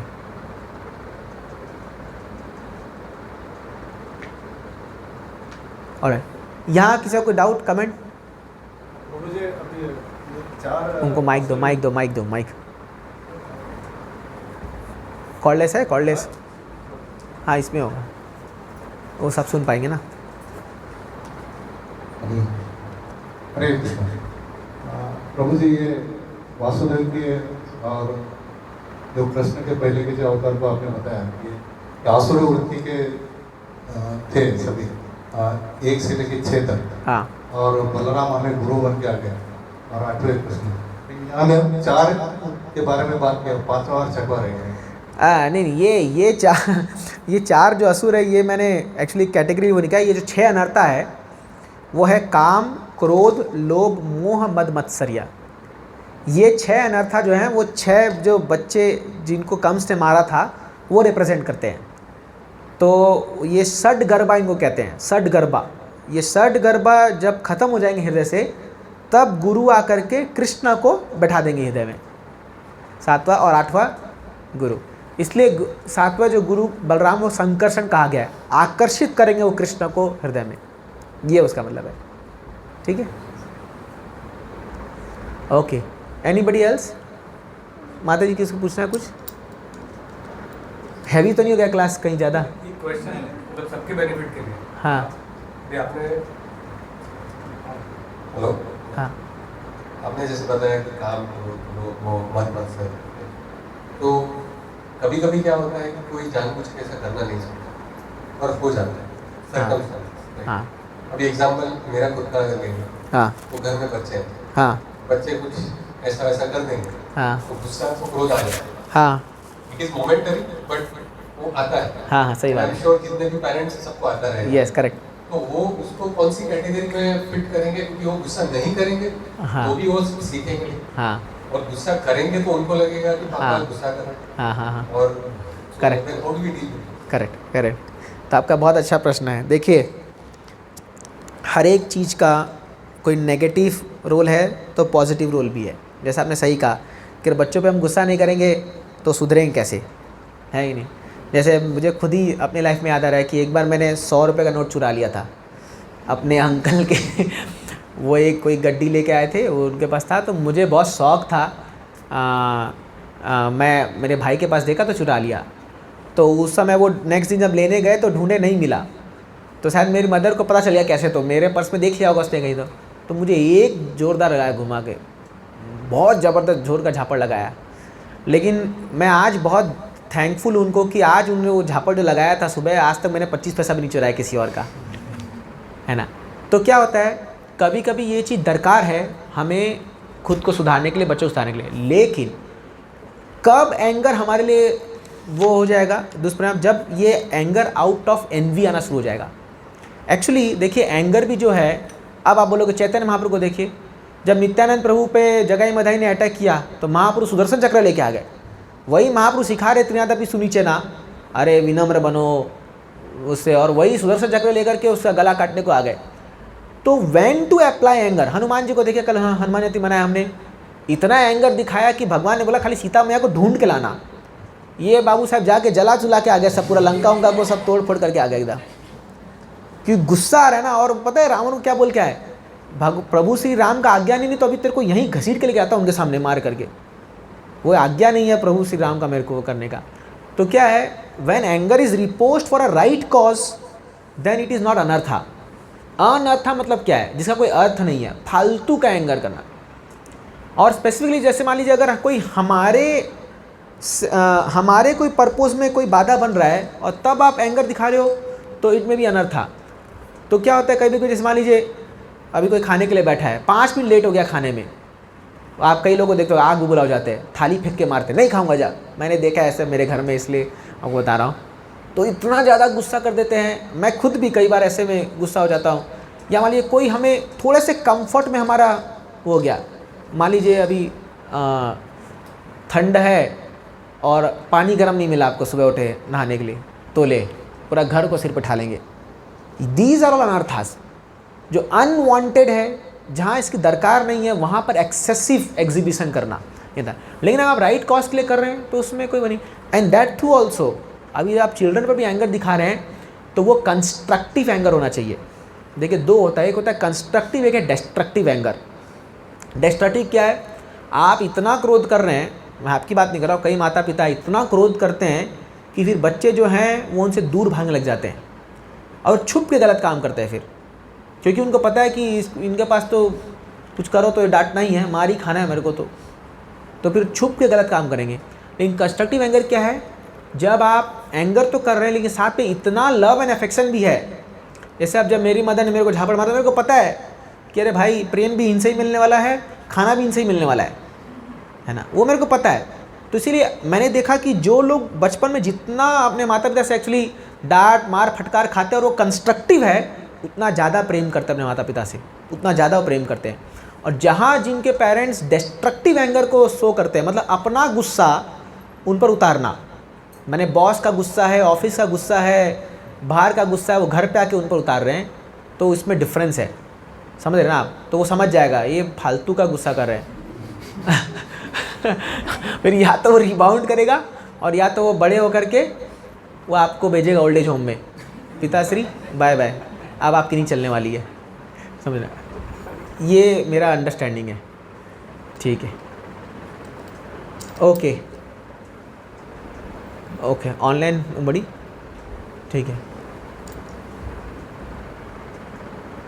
तो क्लास थोड़ा हैवी तो नहीं होया कहीं? मैंने कुछ ऐसा तो नहीं बोल दिया कि आप सब बोले अरे प्रभु जी आज अपने अच्छा खासा मूड था, यात्रा जाने वाले हैं और पूरा वो कर दिया।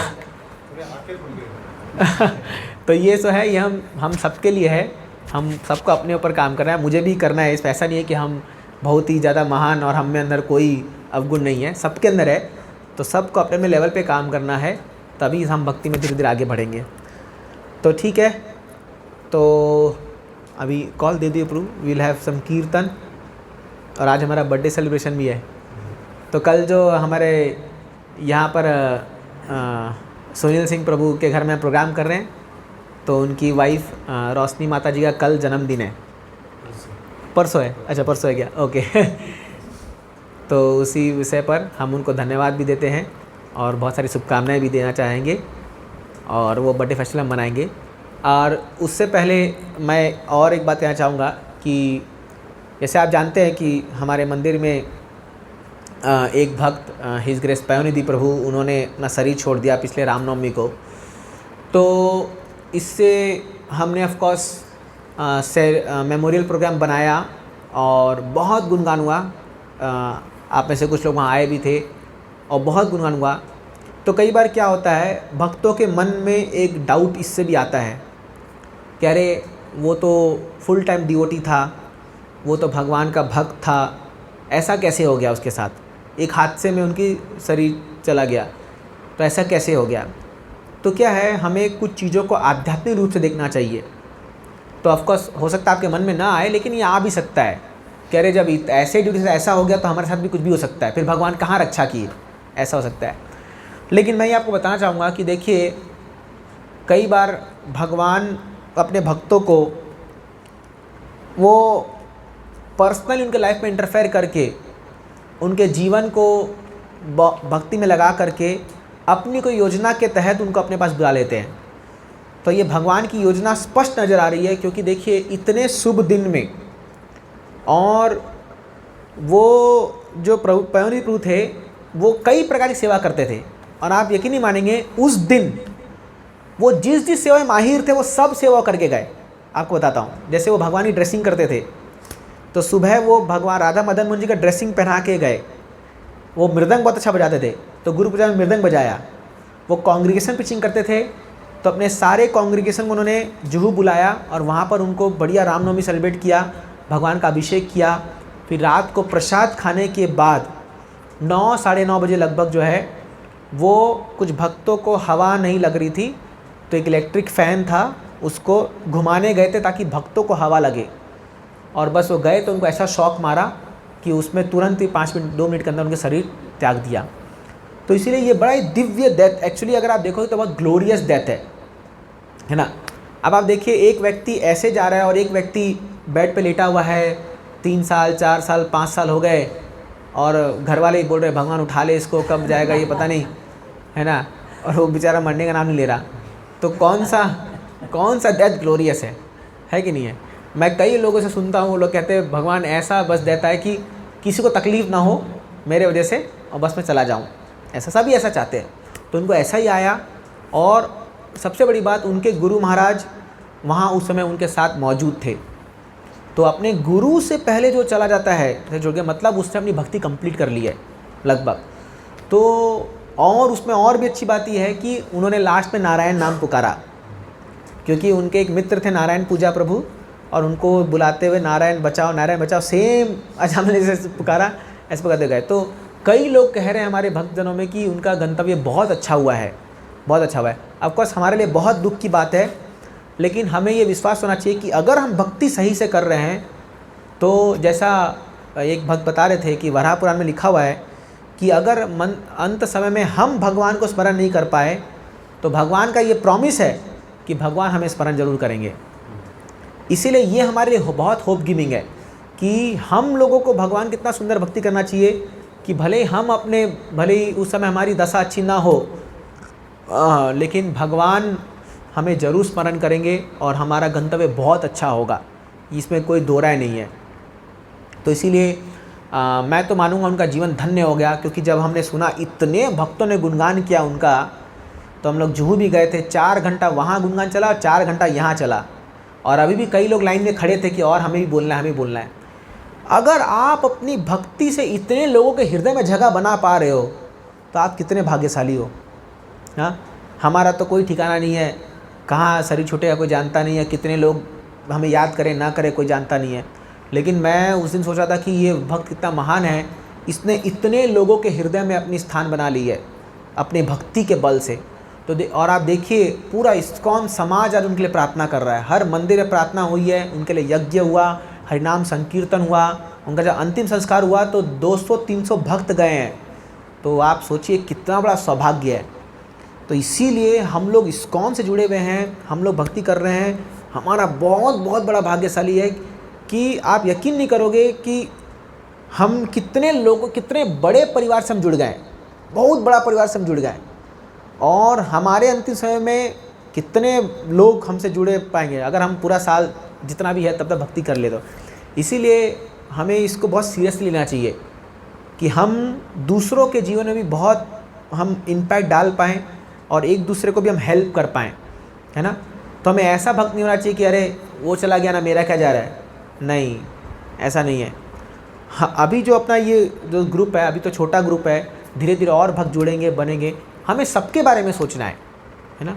तो इसलिए सर्विस एटीट्यूड बहुत ज़रूरी है। इसलिए मैंने आज ये टॉपिक लिया क्योंकि मुझे एक बात कहना था कि अब देखिए, अब जो लोग भी हमारे ग्रुप से जुड़े हुए हैं, हम सबको मिल करके आगे बढ़ना है और लोगों को जोड़ करके आगे बढ़ाना है ना। तो भक्त लोग जो है वो सेल्फिश नहीं होते कि बस मैं माला जप करूँगा, मैं भगवान चला गया, बाकी दुनिया जाए नरक में, मेरा क्या जा रहा है। नो ऐसा नहीं है। एक भक्त जो होता है वो दयालु होता है, तितिक्षवा कारण का सुहृद सर्वदेहिना, सब के प्रति उसकी दया की भावना होती है ना। और बल्कि भक्त तो क्या सोचता है, अरे ये देखो ये जीवात्मा ये भगवान से दूर होकर के इतना तकलीफ़ में है, इसको ज्ञान नहीं है, let me preach to him, मैं इसको प्रचार करता हूँ, मैं इसको भगवद्गीता देता हूँ, मैं इसको माला देखिए किसने आपको तो भी दिया ना माला या गीता, तभी तो आप आज यहाँ बैठे हो। याद करो उस भक्त को जिसने आपको भक्ति में लाया, तो वो कितना महान होगा, वो उसका कितना बड़ा धन्यवाद देना पड़ेगा आपको कि जो आपको भक्ति में लाया। ध्रुव महाराज जब भगवत धाम जा रहे थे तब उसने याद किया कि मेरी माँ कहाँ है, क्योंकि उसकी माँ ने ही बोला था जा विष्णु के पास चले जा। तो उन्होंने कहा अरे तुम देखो ध्रुव महाराज, तुमसे पहले तुम्हारी माँ भगवत धाम जा रही है, क्योंकि उसने तुम्हें भक्ति में लाया। इसी प्रकार अगर आप किसी के भक्ति में हेल्प कर रहे हो, उसको बढ़ने में आगे हेल्प कर रहे हो, तो आपको भी उसका क्रेडिट मिलता है। ये भी शास्त्र कहता है क्रेडिट आपको भी मिलेगा उसका। तो इसलिए अभी हम लोग को क्या है, मिल करके जो है इस ग्रुप को, जो हमारा संडे प्रोग्राम चले जा रहा है, आगे बढ़ाना है और इस पर कंट्रीब्यूट करना है। कंट्रीब्यूशन नॉट ओनली मॉनिटरली, ये नहीं कि बस हमने एक फीस स्पॉन्सर कर दिया हो गया मेरा, मैं पर जी पैसा दे दिया। नो, पैसा तो ऐसे भी आएगा, भगवान भेजेंगे अपने आप प्रोग्राम के लिए, बट हमें अपनी श्रद्धा से हमें खुद हेल्प करना है by our mind, mind, intelligence, words, प्रचार करके लोगों को, ग्रुप को आगे बढ़ाना है और कई लोगों और जोड़ना है। क्योंकि हम भाग्यशाली बने, लेकिन बाकी लोग का क्या? इस संसार में कितने लोग जो हैं कृष्ण के ज्ञान से अभिज्ञ हैं, उनको पता नहीं है कुछ भी कि क्या है, क्या भक्ति है, क्या कुछ पता नहीं है उनको। तो इन लोगों को जोड़ना है, इन लोगों को आगे बढ़ाना है, इसलिए हम ये सब ऑर्गेनाइज़ करते हैं। ये जो भी हम कर रहे हैं, यात्रा वात्रा हम ऑर्गेनाइज़ कर रहे हैं। यात्रा में भी जो है, यात्रा हमारे सफ़र के लिए नहीं है, यात्रा हम घूमने नहीं जा रहे हैं। ऑफकोर्स ये नेक्स्ट क्लास में हम डिस्कस करेंगे इस पर 24 तारीख को। यात्रा हम जा रहे हैं सेवा करने के लिए। एक चीज़ याद रखिए, जो यात्रा हम जाते हैं वो यात्रा होती है भगवान की सेवा के लिए। यात्रा कोई सफ़र नहीं है, ये कोई सफारी टूर पे नहीं जा रहे हम लोग, बस गए घूम के आगे देख लिए। क्या देखेंगे हम लोग वहाँ पर? कुछ नहीं देखेंगे। वो भगवान को देखेंगे, वही आइडियल खड़े हुए हैं कि हम थोड़ी भगवान को देख पाएंगे, है ना। यात्रा होती है वहाँ सब भक्तों की सेवा करने के लिए, भक्तों के साथ मिलकर हरिनाम संकीर्तन करने के लिए, कथा सुनने के लिए, तब हम भगवान को देख पाएंगे उससे। नहीं तो क्या होता है, कई बार यात्रा में लोग सोचते हैं अब थोड़ा रिलैक्स मिला, चलो छुट्टी मिला, अब जाएंगे आराम करेंगे, है ना। क्यों बोल रहा हूँ कि खासकर भी गर्मी के मौसम में जा रहे हैं, एसी का रूम बुक किया हुआ है, पता चला सब सोए हुए आराम से बहुत थक गए मुंबई में रह के, चलो अभी आराम कर दो। No no no, this is not, यात्रा नॉट मेंट फॉर दैट। तो ये जितना हम सेवा भाव बढ़ाएंगे उतना हम लोग भक्ति में और आगे बढ़ेंगे। यही सार है एक्चुअली कृष्णा कॉन्शियसनेस का। तो ये सच एक जनरल डाउट है प्रोजी, जैसे आप बता रहे थे कि हम इतने फॉर्चुनेट हुए हैं कि डिवोशनल लाइफ में हमें लेके आया गया है और हमें कंट्रीब्यूट करना चाहिए और कोशिश करना चाहिए डिवोटीज़ को इंस्पायर करने के लिए बाहर से, और वो भी भगवद गीता लें। प्रोजी, आप इस पॉइंट पे लाइट शेड कर सकते हैं थोड़ा कि हम जब हमारा ग्रुप है, जो हम सब डिवोटीज़ हैं, हम आपस में एक दूसरे को कैसे हेल्प कर सकते हैं डिवोशनल लाइफ में एडवांस करने के लिए? Yes, good question. आपस में हम एक दूसरे कैसे हेल्प करें? देखिए, हम हमारे ग्रुप में एटलीस्ट एक दूसरे के बंधु बन सकते हैं, फ्रेंड्स। क्या होता है, कभी कभी जो लोग प्रैक्टिसर डिवोटीज़ होते हैं वो लोग कई बार अपने आप को स्पेस्ड आउट फील करते हैं। कैसे स्पेस्ड आउट? अब ज़रूरी नहीं है कि हर एक व्यक्ति, जैसे मान लो आप जपा करने में अच्छे हो, आपका रूटीन अच्छा है, या आपका प्रोफेशन ऐसा है कि आपको बहुत टाइम मिल रहा है। हो सकता है दूसरा व्यक्ति के पास ऐसा टाइम नहीं हो, या हो सकता है दूसरा व्यक्ति कोई और अपने प्रॉब्लम लेके फंसा हो, घर की कोई प्रॉब्लम हो, समस्या हो। तो अगर हम एक अच्छे फ्रेंड बनते हैं डिवोटीज़ को, वो सबसे बड़ी सेवा है। मैं वही रिक्वेस्ट करना चाहता हूँ सभी भक्तों से कि at least please be a good friend to devotees. Friend मतलब क्या? कि आप अपने आप को अवेलेबल कर रहे हो भक्तों के लिए, ठीक है, अवेलेबल। अभी इस आंसर पे ध्यान दीजिए, केक पे ध्यान मत दीजिए।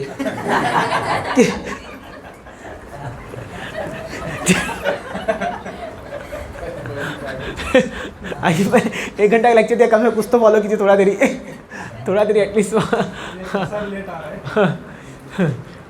तो शास्त्रों ने अच्छा प्रश्न पूछा कि एक दूसरे कैसे हेल्प करें। जैसे अभी हम भक्तों कम्युनिटी में रहते हैं, तो कई बार क्या होता है, लोग क्या करते हैं, मेरा 16 माला हो गया, मेरा रीडिंग हो गया, मेरा अपना सेवा हो गया, I don't care about anybody else, मुझे किसी से मतलब नहीं है। वही सेम कॉन्सेप्ट, मैं परफेक्ट डिवोटी हूँ, मैं तो बैक टू गॉड जा ही रहा हूँ भाई, इसी लाइफ टाइम में मैं जा रहा हूँ, ठीक है। व्हाट अबाउट अदर्स, है ना। तो हम कभी नहीं सोचते कि अरे दूसरे भक्त को क्या दरकार है, दूसरे भक्त की क्या नीड्स है, क्या वो खुश है भक्ति में कि नहीं है। कभी कभी क्या होता है, जैसे एक बार मैं एक बेस में था कुछ ज्वाइन करने से पहले, तो ऐसे ही 4-5 भक्त बैठे थे और सम अदर मैं एज ए गेस्ट गया था वहाँ पर। और मेरा नेचर क्या है कि मैं जब भी 4-5 लोग ऐसे बैठता तो हम वही कृष्ण कथा में पूरा हम लोग 1-2 घंटा बैठ के पूरा बहुत आनंद से भक्ति शेयर किए, रियलाइजेशन सब शेयर किए, सबके बड़ा मज़ा आया। रात को 10 बजे जब मैं सोने जा रहा था तब वो एक भक्त मेरे पास आया, बोला प्रभु जी थैंक यू सो मच, आज आपने जो समय दिया, आपको पता है मैं आज ही सोचा था कि मैं छोड़ के जाने वाला हूँ इस बेस को, मैं आज ही छोड़ के जाने वाला था क्योंकि मुझे कुछ रस नहीं आ रहा था भक्ति में।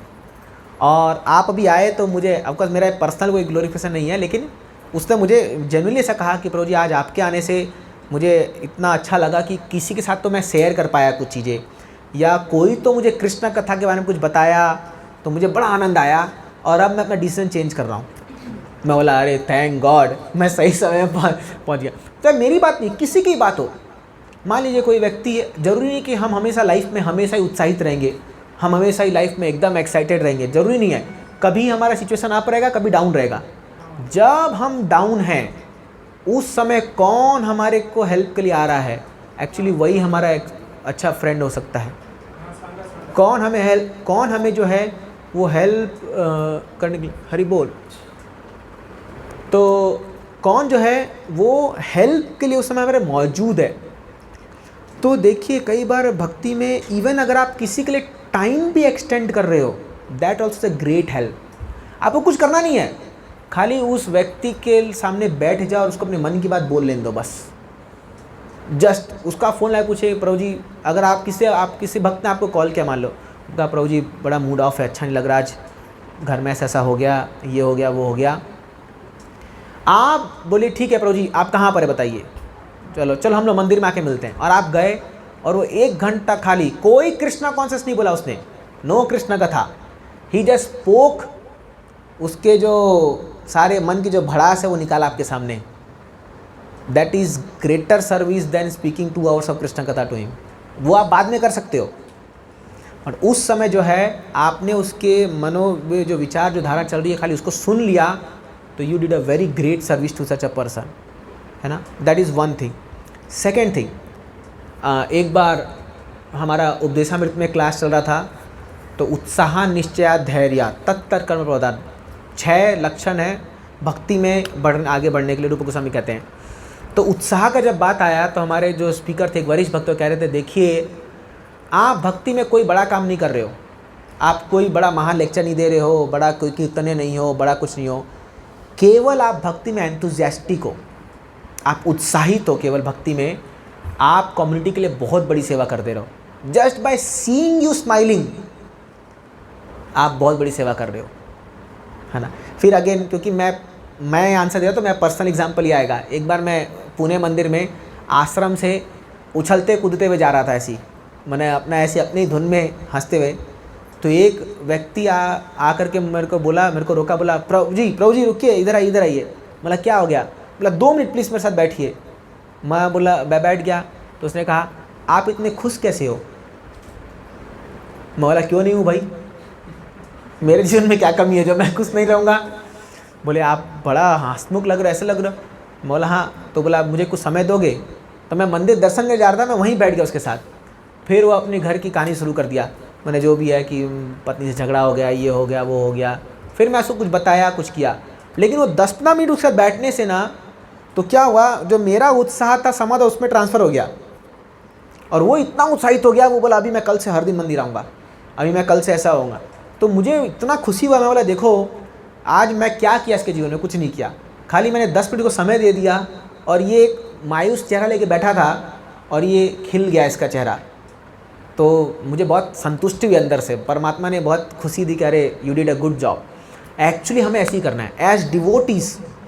पूरी दुनिया का हाहाकार मचा रही है, सब रो रहे हैं, सब परेशान पड़े हुए हैं। आप अगर किसी लोगों को जा करके थोड़ा सा सुख चैन, थोड़ा सा एक होप भी दे देते हो, भाई जीवन में बहुत कुछ है।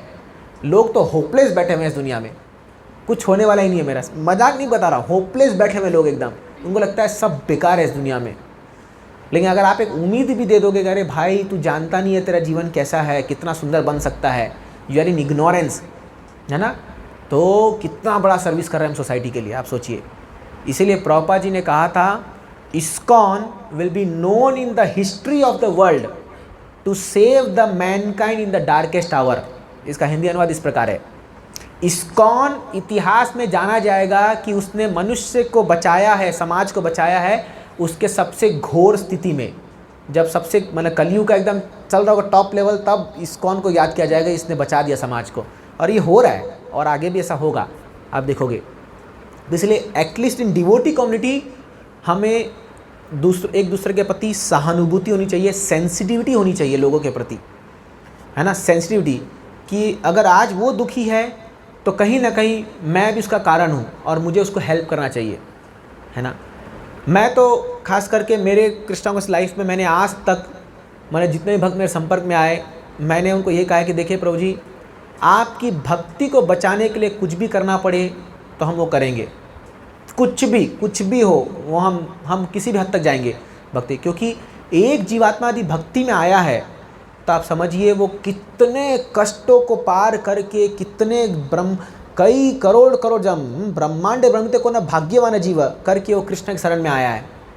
और अगर हमारे एक गलत व्यवहार से कोई भक्ति छोड़ के चला जाए तो हमसे बड़ा अपराधी कोई नहीं होगा इस दुनिया में। और अगर हमारे एक अच्छे व्यवहार से कोई भक्ति में आ जाए तो भगवान कितना खुश हो जाएंगे हमसे, आप सोचिए, है कि नहीं है। तो इसीलिए इवन जब हम मंदिर में रहते हैं, कहीं भी आप बाहर भी जा रहे हैं, आप हमें देखना होगा कि हम कैसा व्यवहार करें लोगों से, हम कैसा डील कर रहे हैं, हम कैसा वो कर रहे हैं। सभी के लिए ये लागू होता है। तो एटलीस्ट कम्युनिटी में जब हम, ये छोटा सा ग्रुप है, इसमें क्या है, हमें एक दूसरे के प्रति इतना प्रेम होना चाहिए, इतना प्रेम होना चाहिए कि भले उसको भक्ति पसंद ना हो, या उसको मेरे लेक्चर्स पसंद ना हो, या उसको कीर्तन पसंद ना हो, लेकिन उसको आपका प्रेम पसंद हो, समझ रहे हो। तो एक डिवोटी ऐसा था, मैं इसलिए आपको एग्जांपल दे रहा हूँ। उसने कहा वो ज़्यादा सेवा नहीं करता था, कुछ नहीं, कोई सीरियस नहीं था भक्ति में, वही ऐसी घिसी पिटी माला और ऐसी ही उसका लाइफ था। मला अरे भाई तुम क्यों टिके हुए भक्ति में, कई साल तक था। बोला मुझे ना ये एसोसिएशन बड़ा पसंद होता है, लगता है ये भक्तों के साथ रहना मुझे बड़ा पसंद है। और केवल उसी के दम पर वो आज भी भक्ति कर रहा है। वो 12-13 साल से मैं उसको देख रहा हूँ, आज भी वो भक्ति कर रहा है। वो केवल उसके दम पर, वो एसोसिएशन, वो लोगों का संग इतना सुंदर लगता है उसको, बोलता है कि बस ये मेरे लिए काफ़ी है। तो इसलिए ये जो हमारा ग्रुप है जिसको हम समर्पण नाम दे रखे, सब अदर ग्रुप का नाम समर्पण है, इसमें ऐसे भक्त होने चाहिए, ऐसे संग होना चाहिए, एक बार जो इसके अंदर आए वापस जाने का उसको मन न करे। जिस दिन ये ऐसा बन गया, आप समझिएगा उस दिन हमने कुछ तो किया, प्रभुपाद जी के लिए हमने कोई बड़ी सेवा करी है उस दिन, जिस दिन ऐसा बन गया। तो I think is that correct to you? Okay, thank you so much. तो अभी हम कीर्तन करेंगे थोड़ा। तो ये बर्थडे फेस्टिवल केक भी आ चुका है, अब ये ढका हुआ है, इसको जब तक परेशानी तब तक खोल के बांट देंगे। एंड देन हृदय माधव स्पेशली कीर्तन करने के लिए somebody is asking here online, you hear and then tell. Yes, mic teenage बच्चों को भक्ति में लाना डिफिकल्ट काम है, तो वो कैसे किया जाए? हाँ, तो ऑनलाइन से एक प्रश्न है कि टीनेज लोगों जो टीनेज होते हैं उनको भक्ति में लाना डिफ़िकल्ट है, वो काम कैसे किया जाए। देखिए, पहली बात तो उनको भक्ति में लाने का प्रयास मत कीजिए। सबसे स्ट्रेट आंसर मैं ये दूंगा, क्योंकि वो उम्र में जो है अभी आप अगर भक्ति फोर्सिबली कराएंगे उनसे तो नहीं करेंगे वो। उल्टा अगर वो एवर्स हो गए तो कभी ज़िंदगी में भक्ति नहीं पकड़ेंगे वो, है ना, कभी ज़िंदगी में भक्ति नहीं पकड़ेंगे। आपको मैं बताऊं एक सच्चाई, हमारे कॉन्ग्रीगेशन के जो लोग बच्चे होते हैं, मतलब जिनके माता पिता भक्त हैं, हाँ, बड़ा क्या बोलेंगे, आयरनी है ये कि ISKCON में देखा गया कि वो लोग प्रॉपर डिवोटी नहीं बनते, अच्छे भक्त नहीं बनते वो लोग। उसका कारण क्या है, कुछ बता रहा हूँ। क्योंकि माता पिता बचपन से ही उस पर इतना दबाव डालते हैं भक्ति के लिए कि उसकी जो नेचुरल ग्रोथ है भक्ति की वो नहीं हो पाती है, उसको दबाव से बाय फोर्स किया जाता है। तो वो इतना एवर्स बन जाता है कि फिर उसको भक्तों से चिढ़ होता है, ये लोग कुछ अजीब प्राणी है, ऐसा उनको लगता है। ये सच्चाई है। इसीलिए एक्चुअली भक्ति can only be taught by inspiration. आप कुछ ऐसा कीजिए उनके लिए कि दे फील वेरी इंस्पायर्ड, अरे ये चीज़ मुझे भी करना चाहिए, ये मस्त है। देखिए टीन एज खासकर एक ऐसा है जहाँ पर पेरेंट्स को फ्रेंडशिप करना चाहिए अपने बच्चों के साथ। जैसे बोलते हैं ना, चाणक्य पंडित का एक श्लोक है ना वो, कि पंच वर्षानी ताड़यते 10 वर्षानी 5 वर्ष तक जो है सॉरी पहले लालन पालन करना, प्यार देना, 10 वर्ष तक को ताड़ना मतलब धोना पकड़ के पिटाई करना या उसको करेक्ट करना, और after 10 years of age friendship धीरे धीरे, है ना। तो इवन मैंने मेरे फादर को भी देखा कि मतलब एक्चुअली उन्होंने ऐसे ही फॉलो किया। जब हम लोग छोटे थे तब बहुत डरते थे उनसे, बहुत ज़्यादा डरते थे मतलब मेरे फादर से रियली। लेकिन अब जब हम ऐसे एज में आ गए हैं तो ही इतना ड्रास्टिक उन्होंने अपने आप को चेंज किया, मैं तो पूरा हैरान हो गया। मतलब अभी वो कुछ भी करेंगे तो हमसे कंसल्ट करते हैं, और एट टाइम्स अगर हम गुस्सा हो गए तो वो कभी गुस्सा नहीं करते, वो एकदम एज अ फ्रेंडशिप एकदम डील करते हैं। तो पता नहीं उनको किसने शिक्षा दी, कहाँ से पढ़ा उन्होंने, मैं भी समझ नहीं पाया, लेकिन तो बहुत अच्छा। अब इसलिए मेरे मन में इतना रेस्पेक्ट उनके प्रति कि अगर मेरे फादर कहीं पर हैं तो I would first prefer that कि उनका जो चीज़ है वो फुलफिल होना चाहिए, तो वो रेस्पेक्ट ऑटोमेटिक डेवलप हो जाता है। तो इसीलिए क्या है, we have to become more like a friend to them. और टीन में सबसे बड़ी जो चीज़ क्या होती है, they should share their mind with parents. जो सबसे बड़ा एक प्रॉब्लम क्या होता है, जहाँ पर टीनेज में बच्चे अपने माँ बाप से अपनी बात शेयर नहीं करते। वो क्या सोचते हैं, ये लोग क्या समझेंगे मेरी बात को, तो फिर वो अपने बाहर दोस्तों को ढूंढते हैं। देखिए टीन एसोसिएशन का भी एक एज होता है ना। टीन एज में जनरली लोग पीयर एसोसिएशन ज़्यादा प्रेफर करते हैं, जहाँ अपने फ्रेंड्स के साथ मिलना, और वो फ्रेंड्स अच्छे भी हो सकते हैं, बुरे भी हो सकते हैं। तो अगर आपको उनको भक्ति में लाना है तो उनके ऐसे अच्छे फ्रेंड सर्कल बनाइए जो लोग खुद भक्ति में थोड़े से अग्रसर हों और अच्छे हों, तो शायद ऐसा हो पाएगा। लेकिन अगर आप उनको सुबह सुबह मार पिटाई की उठाओगे मंगल आरती के लिए, अरे भाई चल तेरे को चलना ही पड़ेगा, बेशरम उठता नहीं है कभी भी, चल बैठ के 16 मार तेरे को करना ही पड़ेगा, करके देख लो, नहीं होगा, कभी नहीं आएंगे वो लोग, कभी नहीं आएंगे वो लोग। तो इसीलिए ये सब चीज़ें जो है उम्र के साथ साथ according to the psychology properly deal करना चाहिए। हर एक एज का एक एक साइकोलॉजिकल स्टेटस होता है, उसके हिसाब से हमें ऐड करना चाहिए, तभी शायद ये हेल्पफुल होगा। और बाकी तो पर्सनली डील कर सकते हैं माता जी। Okay, thank you. So Devdeep now what next, kirtan, yes. तो हृदय माधवपुर स्पेशली हम कीर्तन के लिए आए हैं, तो नहीं, यू हैव टू सिंग।